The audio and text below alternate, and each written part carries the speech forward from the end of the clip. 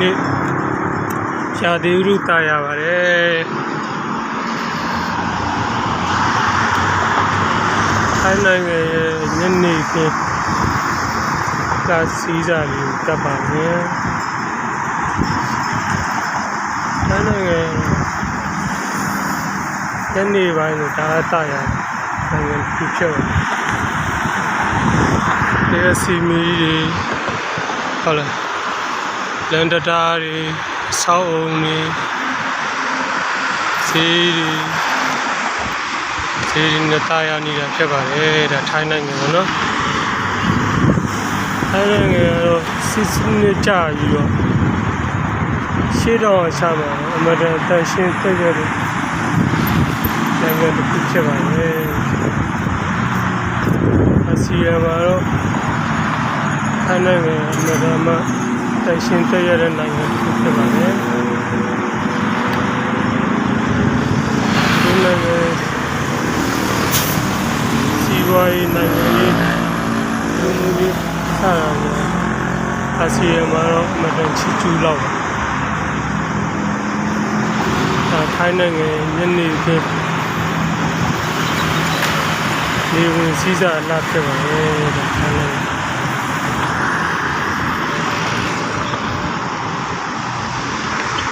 လမ်းရီလုံးဝတာယာတရှင်းမှုကတော့ပြည့်မိုက်ရတစ်စက်မှမရှိဒီရီအားလုံးကလည်းစီကံရှိတယ်မိုက်ဒီလန်ဒတာတွေလုံးဝတရှင်းပြီးတော့တာယာတဲ့နိုင်ငံတစ်ခုဟာဒါညနေခင်းနော်အားလည်းကိုကြည့်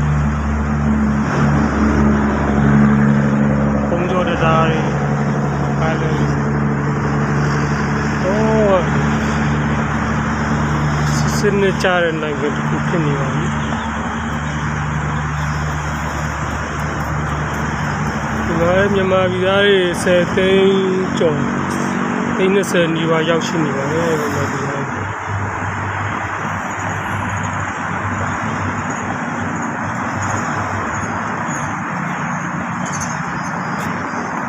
ထိုင်းနိုင်ငံမှာတော့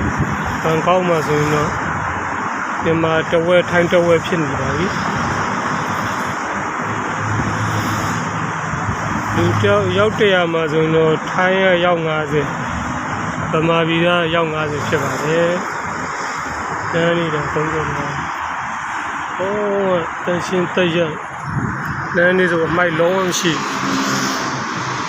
သူဈေးတွေမှာထောင်နဲ့ချီသွားလာမတူဘူးမရှိချီကျူဖို့ကောင်းတယ်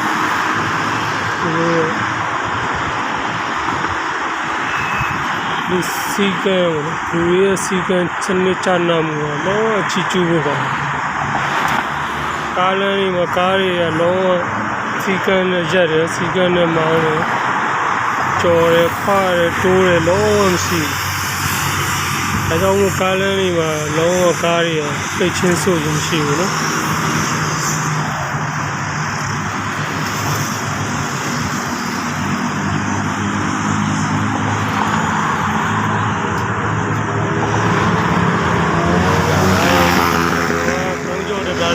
ရိုက်ပေးရပြပါတယ်။ထိုင်းနိုင်ငံနေဝင်စည်းစာလာအောင်နော်။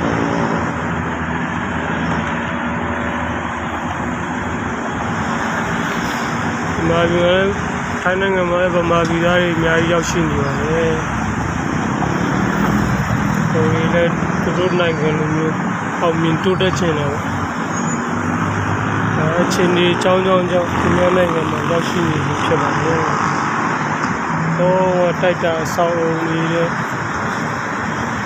တုံးနေတွေနဲ့ဟာလာတော့တာယာတက်ရတစ်ပင်ကမ်းမဲ့တွေရှိပါရဲ့လို့ဒီပြည်တွေကားလမ်းဘေးတွေမှာပဲစနစ်တကျစိုက်ပျိုးလာတာနော်ပတောက်တွေတစ်ထုတ်လို့ရအောင်စနစ်တကျကိုစိုက်ပျိုးလာတာကားလမ်းတော့ရှော့တနိုင်ငံလုံးမှာပတောက်တွေချိန်ကြရင်သူလာခုတ်ရတယ်ခုတ်ပြီးတော့ခုတ်ပြီးတဲ့နေရာမှာပြန်စိုက်တယ်ခြေလောင်းတယ်ဝဲကျွေးတယ်ဒါသူစီစဉ်တိုင်းပဲသူသွားတယ်နော်ခုတ်တဲ့အဖွဲ့ကတက်ရှိတယ်သူတို့ခုတ်ရမယ့်အချိန်ရောက်ရင်ခုံးမဲ့လူကသူ့ဘောက်သူ့လာခုတ်ရတယ် ဟုတ်ပြီးသွားတယ်စိုက်မဲ့အဖွဲရတက်တက်ရှိတယ်အဲ့မှာတန်ရှင်းလုံးမဲ့အဖွဲရတက်တက်ရှိတယ်အဲ့ကားလမ်းတစ်လျှောက်မှာပတောက်တိတန်းဆိုင်တာပတောက်တစ်နိုင်ငံလုံးမှာတစ်ထုတ်လို့ရတဲ့ပတောက်လို့စနစ်တကျကိုဆိုင်တာတကယ်ချီကျူးဖို့ကောင်းတယ်သူတို့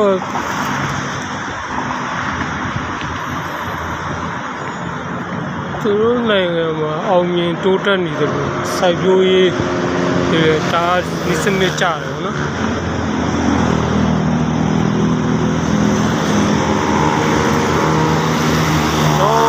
ဘယ်ရောက်မှအလဲသမဖြစ်စေဒီမှာတဲ့အဲ့ကားလမ်းတစ်လျှောက်မှာအဲ့ဟိုစိမ့်ပင်အကုန်လုံးပတောက်ပင်နေလုံးဝတစ်ထုတ်လို့ရအောင်လုပ်တာသူတို့ခုံးမဲ့ချိန်ကြရင်စနစ်တကျလာခုံးอ่ะခုံးပြီးရစိုက်မဲ့လူကလည်းသူတာဝန်ရ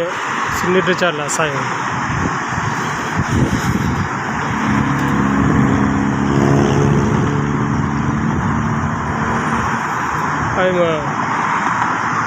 အဲ့မှာဖုတ်ထားတဲ့အမိုက်သိမ်းမဲ့အဖွဲသူကစနစ်တကျပဲသူအစီအစဉ်တိုင်းပဲသူအားလုံးကစနစ်တကျလုပ်လာတာပေါ့နော်တော့ဘယ်ရောက်မှအလားသမဖြစ်စေအောင်အဲ့လိုမျိုးလုပ်ထားတာပါကျွန်တော်တို့အတွက်တော့ဒါဒီစနစ်တွေသူတို့ရဲ့ဒီစနစ်တွေကိုတူယူရမှာဖြစ်ပါတယ်ဒီမှာနိုင်ငံမှာ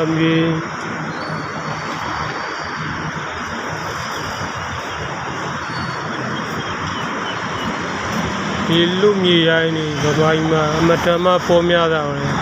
နိုင်ငံအတွက်ဘာမှအကျိုးမဖြစ်ထွန်းတာတွေခုချိန်ကြီးတွေးမြင်နေရပါမယ်ထိုင်းနိုင်ငံမှာတော့ကားလမ်းဘေးမြေပေါ်မှာတော့တိုင်းပြည်အတွက်သူတို့နိုင်ငံအတွက်အကျိုးရှိအောင်ဘယ်လိုသုံးချရမလဲဆိုတော့ဒီစလစ်ပတ်လန်နဲ့လောက်လာတာဖြစ်ပါတယ်တော့မှအရာအလုံးကဘာမှအလားဟတ်မဖြစ်အောင်သူတို့စီမံခန့်ခွဲထားကြပါမန္တတူယူဖို့ကောင်းပါလေနော်ဒါထိုင်းနိုင်ငံညနေခင်းဒါလည်းညနေခင်းဖြစ်ပါလေ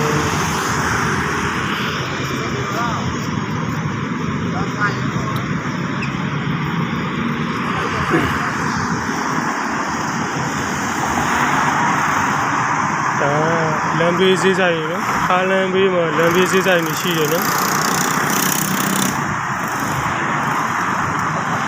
အဲ့လမ်းဘေးဈေးဆိုင်ရကားလမ်းဘေးမှာနေရာတိုင်းမှာရှိတယ်ဒါပေမဲ့ဘာမှိုက်မှမရှိဘူး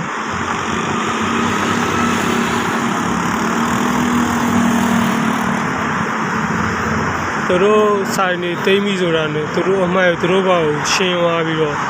မိုက်ပုံးတွေကိုတခါလဲစနစ်တကျလဲပြီးတော့တပြက်စီးတွေဆိုင်တိုင်းမှာရှိတယ်အဲ့တပြက်စီးနဲ့စနစ်တကျလဲပြီးတော့လုံးဝတိမ်သွားတယ်ဘိုးလင်းဘာအမိုက်တစ်စက်မှမရှိဘူး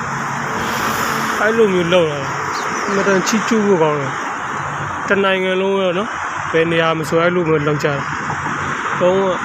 စီစနစ်နဲ့နိုင်ငံသားတွေရောအစိုးရရောတာဝန်ရှိတဲ့လူတွေရောစနစ်တကျကိုလုပ်ခိုင်းကြတယ်လုံးဝအတူယူဖို့ကောင်းပါတယ်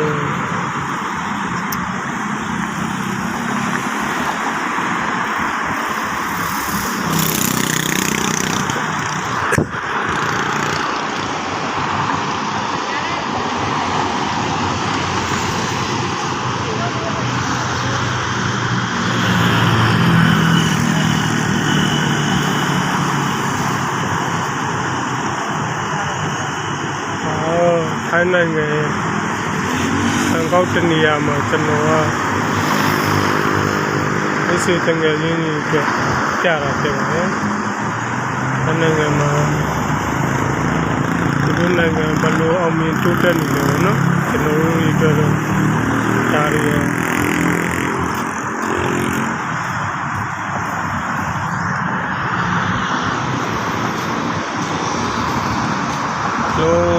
အားချအတူယူစရာတွေဖြစ်ပါတယ်အားလုံးပဲမင်္ဂလာပါ